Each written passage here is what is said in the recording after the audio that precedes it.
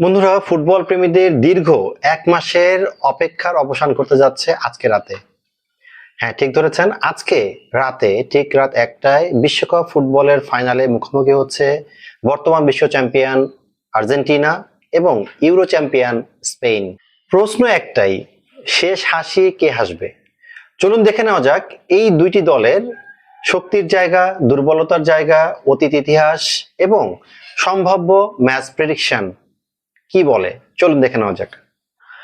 Argentina এবং স্পেনের অতীত ইতিহাসে ম্যাচ খুব বেশি নাই, তবে অতীত বিশ্লেষণ করলে দেখা যায় তাদের যে খেলাগুলো হয়েছে সবগুলোই বেশ প্রতিদ্বন্দ্বিতামূলক হয়েছিল এবং এর আগে তারা সর্বশেষ মোকাবেলা করেছিল একটা প্রীতি ম্যাচে, যেখানে স্পেন আর্জেন্টিনাকে পরাজিত করে। আজকের ফাইনাল শুধু একটা ট্রফির লড়াই নয়, এটা মর্যাদার লড়াই, এটা শক্তিমত্তা প্রকাশের লড়াই। আর্জেন্টিনা পুরো টুর্নামেন্ট জুড়ে দারুণ ফর্মে ছিল। নকআউট পর্বে তারা কাবো ভার্দে, মিশর, সুইজারল্যান্ড এবং সেমিফাইনালে তারা শক্তিশালী ইংল্যান্ডকে পরাজিত করে ফাইনালের পথ নিশ্চিত করে। এখানে বলে রাখা ভালো, আক্রমণ ভাগ কিন্তু সঠিক সময় সঠিক কাজটি করেছে। আপনারা দেখেছেন একদম শেষ মুহূর্তে গিয়েও কিন্তু হেরেও হারেনি, বিষয়টা এরকম। তারা হারতে জানে না এবং গুরুত্বপূর্ণ মুহূর্তে দলের যারা অভিজ্ঞ খেলোয়াড় আছেন তারা কিন্তু দায়িত্ব নিয়ে খেলেছেন। এটা হচ্ছে আর্জেন্টিনার সবচেয়ে শক্তিশালী শক্তির জায়গা।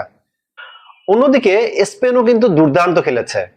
স্পেন, অস্ট্রিয়া, রোনালদোর পর্তুগাল, বেলজিয়াম এবং সবশেষ কিন্তু শক্তিশালী যারা বিশ্বকাপের one of the most contender ছিল, যে বিশ্বকাপ তারা পেতে পারে, শক্তিশালী ফ্রান্সকে কিন্তু তারা সেমিফাইনালে হারিয়ে তারা কিন্তু বিশ্বকাপের ফাইনালে নিশ্চিত করেছে।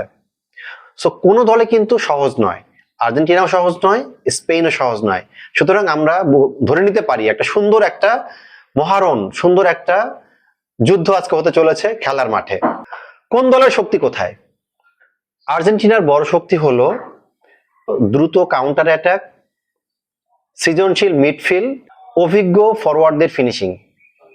স্পেনও কিন্তু পিছিয়ে নেই। স্পেনের বড় শক্তির জায়গা হলো তাদের গোছানো খেলা, মিডফিল্ডে তাদের নিয়ন্ত্রণ এবং আক্রমণ ভাগে তাদের ফিনিশিং টাচ, সেটা কিন্তু তাদেরকে এগিয়ে রাখবে। ডিফেন্সের দিক দিয়ে দুই দলই কিন্তু সুশৃঙ্খল, তবে এক্ষেত্রে আমি স্পেনকে এগিয়ে রাখবো। কারণ আপনারা অবশ্যই জানেন এখানে আর্জেন্টিনার যারা ডিফেন্সে আছেন তারা কিন্তু অনেক সময় উপরে যেয়ে খেলেন। এটা হচ্ছে আর্জেন্টিনার একটা বড় দুর্বলতা। তারা কিন্তু পরবর্তীতে কাউন্টার অ্যাটাক কন্ট্রোল করতে পারে না, যে কারণে তারা কিন্তু বেশ কিছু গোল খেয়েছে। এখানে আর্জেন্টিনা, আমিও বলবো ফাইনাল ম্যাচে অবশ্যই এটা তাদের পরিকল্পনায় থাকা উচিত। তবে এই ম্যাচে কিন্তু মিডফিল্ডের লড়াইটা হচ্ছে সবচেয়ে গুরুত্বপূর্ণ, কারণ যারা মিডফিল্ড নিয়ন্ত্রণ করবে তারাই আসলে আজকে এই ম্যাচে এগিয়ে থাকবে। সব মিলিয়ে এমন একটা ফাইনাল যেখানে ছোট্ট একটা ভুলই কিন্তু খেলার ভাগ্য নিয়ন্ত্রণ করতে পারে, খেলার ভাগ্য পরিবর্তন করে দিতে পারে। কোন দিকে যাবে কার ভাগ্য, সেটা কিন্তু একটা ভুলই নিয়ন্ত্রণ করতে পারে। আর্জেন্টিনা কি পারবে তার টানা 2বার বিশ্বকাপ জিততে, নাকি স্পেন, তারুণ্যে ভরা স্পেন নতুন করে তাদের ইতিহাস রচনা করবে? এই কথার উত্তর মিলবে আজকেই আমেরিকার মেটলাইফ স্টেডিয়ামে ঠিক রাত 1টায়। আপনার মতে কে নিবে বিশ্বকাপ? কমেন্ট করে জানান। আর আমার চ্যানেলটি যারা এখনো সাবস্ক্রাইব করেননি, দয়া করে সাবস্ক্রাইব করে পাশে থাকবেন। দেখা হচ্ছে পরবর্তী ভিডিওতে। আল্লাহ হাফেজ।